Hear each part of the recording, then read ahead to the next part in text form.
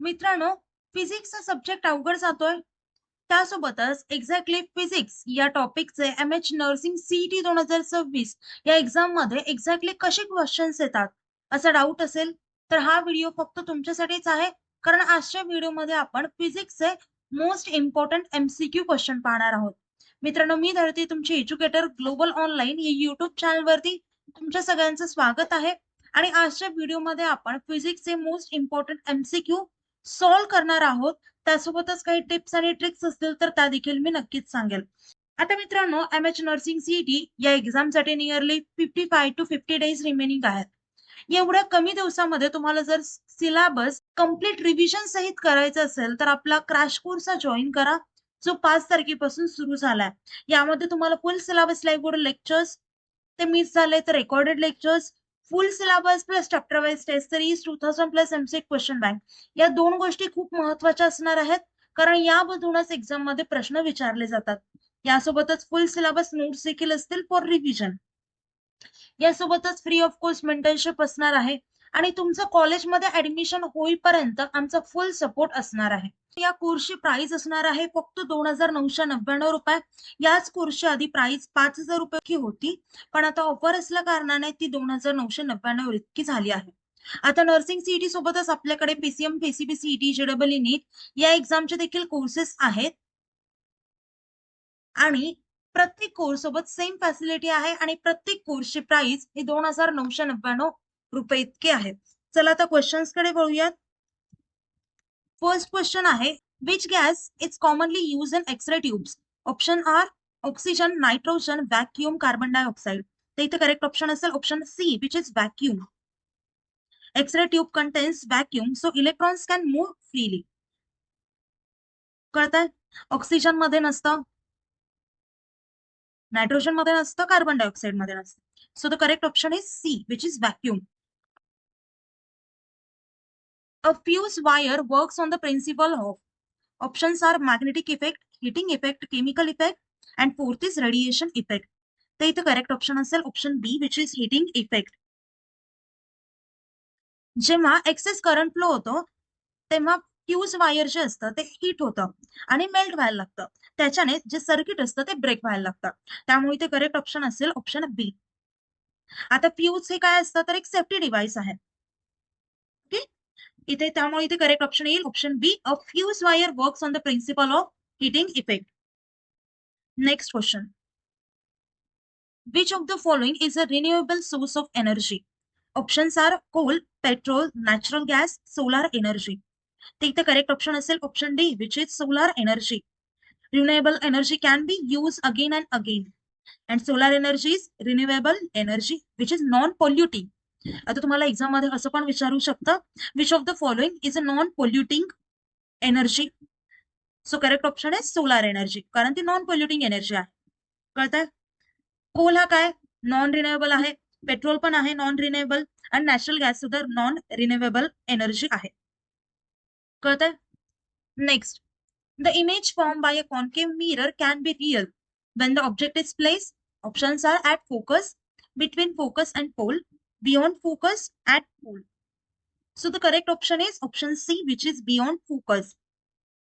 जेव्हा object beyond focus ठेवला जातो, प्लेस केला जातो, तेव्हा कॉन्केव्ह मिरर जे असतात तर ते रिअल इमेजेस फॉर्म करतात. आणि इथे हेच विचारलंय की कॉन्केव्ह मिरर किंवा image form, real image form करतात. So the correct option is option C, which is beyond focus. आता इथे पहा, ऍट फोकस, फोकस वरती असल्यावरती काय होईल तर इमेज इन्फिनिटी वरती शो होईल, इमेज ऍट. या पण गोष्टी नोट करून ठेवा म्हणजे तुम्हाला कळेल, कारण एक्झाम मध्ये अशाच टाईपचं क्वेश्चन येईल असं नसतं. सो प्रत्येक ऑप्शनचं, प्रत्येक कन्सेप्ट आपल्याला माहिती असणं गरजेचं आहे. नंतर आहे between focus and pole. Image कशी बनेल तर व्हर्च्युअल, आणि जर पोल वरती असेल तर काय बनेल, करेक्ट नाही बनणार, which is not correct. Option is not correct. Next question. The unit of momentum is, options are kg meter per second, kg meter square per second, Newton per second, joule per second. So the correct option is option A, which is kg meter per second. Momentumचा formula असतो equals to mass into velocity. त्याच्यामुळे त्याचं unit काय येणार, मासचं येणार kg, वेलॉसिटीचं unit असतं metre per second. So the unit of momentum is kg metre per second. आता मोमेंटम कशावरती डिपेंड असतं, तर मास आणि वेलॉसिटी. जर मास एक कॉन्स्टंट असेल तर वेलॉसिटी चेंज होत जाते. कळतंय? आता पहा, मास जिथे कॉन्स्टंट असतो तिथे momentum is directly proportional to velocity. Next question. The phenomenon responsible for rainbow formation is, options are reflection only, refraction only, dispersion and total internal reflection, and fourth option is refraction. तर इथे correct option असेल option C, which is dispersion and total internal reflection. जेव्हा rainbow हा form होतो, rainbow केव्हा form होतो, जेव्हा sunlight water droplets मध्ये एंटर होते तेव्हा रेनबो फॉर्म होतो. लाईट वेगवेगळ्या कलर्स मध्ये स्प्लिट होती, ज्याला आपण डिस्पर्शन म्हणतो, आणि त्यासोबतच ड्रॉपलेटच्या मध्ये ती लाईट रिफ्लेक्ट होती. कळतंय? ज्याला आपण टोटल इंटरनल रिफ्लेक्शन म्हटलंय. So the phenomenon is responsible for rainbow formation is dispersion and total internal reflection. कळतंय? रेनबो काय असतं, तर splitting of light which include dispersion and internal reflection. Next question. Which part of eye controls the amount of light entering? Options are retina, cornea, iris, optic nerve. तर इथे correct option असेल option C, which is iris.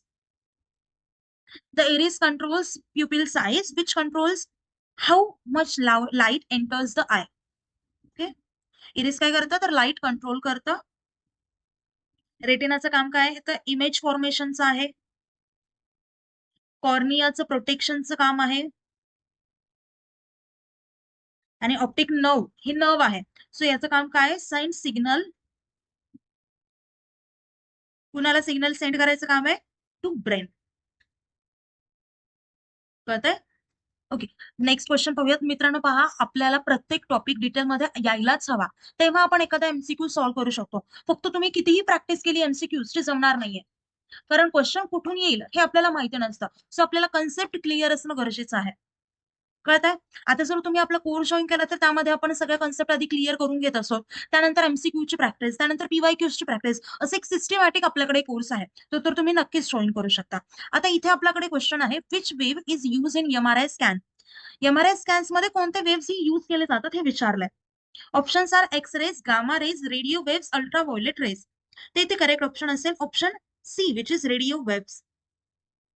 MRI uses radio waves and magnetic field, which is not harmful radiation. So the correct option is C, which is radio waves. X rays कशासाठी use केले जातात, तर CT scan मध्ये. Gamma rays cancer ट्रीटमेंटसाठी, आणि ultraviolet rays हे skin effect साठी use केले जातात. कळालं? Okay. Next question. The resistance of a conductor depends on, options are length, area of cross section, material, all of the above. तर इथे करेक्ट ऑप्शन असेल option D, which is all of the above. Resistance depends on length, thickness and material. So the correct option is D. जर wire ही long असेल, long wire असेल तर resistance काय असेल, खूप जास्त, मोर रेजिस्टन्स असेल. आणि त्या उलट जर थिक वायर असेल तर रेजिस्टन्स ही कमी असेल, म्हणजे लेस रेजिस्टन्स. कळतंय? Next question. Which law explains conservation of energy? Options are Boyle's law, law of inertia, first law of thermodynamics, Ohm's law. तर इथे करेक्ट ऑप्शन असेल option C, which is first law of thermodynamics. Energy can't be created or destroyed, only change from one form to another. Energy create करू शकत नाहीत आपण, किंवा destroy सुद्धा करू शकत नाही. ही फक्त चेंज होऊ शकते from one form to another, म्हणजे एका फॉर्म टू अनदर फॉर्म मध्ये चेंज होऊ शकते. कळतंय? ओके.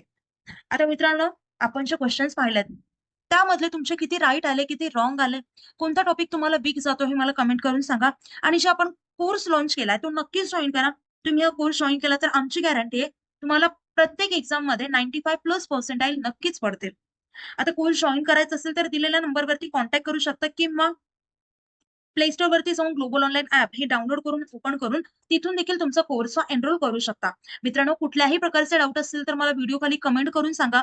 आणि त्यासोबतच नेक्स्ट व्हिडिओ कोणत्या सब्जेक्ट वरती पाहिजे किंवा कोणत्या टॉपिक वरती पाहिजे ते देखील मला कमेंट करून सांगा, म्हणजे मला नेक्स्ट व्हिडिओ तसं प्लॅन करता येईल. आता मित्रांनो, आपलं लेक्चर इथे सेंड करूयात. व्हिडिओ आवडला तर व्हिडिओला लाईक करा, चॅनलला सबस्क्राईब करा. त्याच गोष्टींमुळे आम्हाला मोटिवेशन मिळतं. थँक्यू. Nice day. बाय.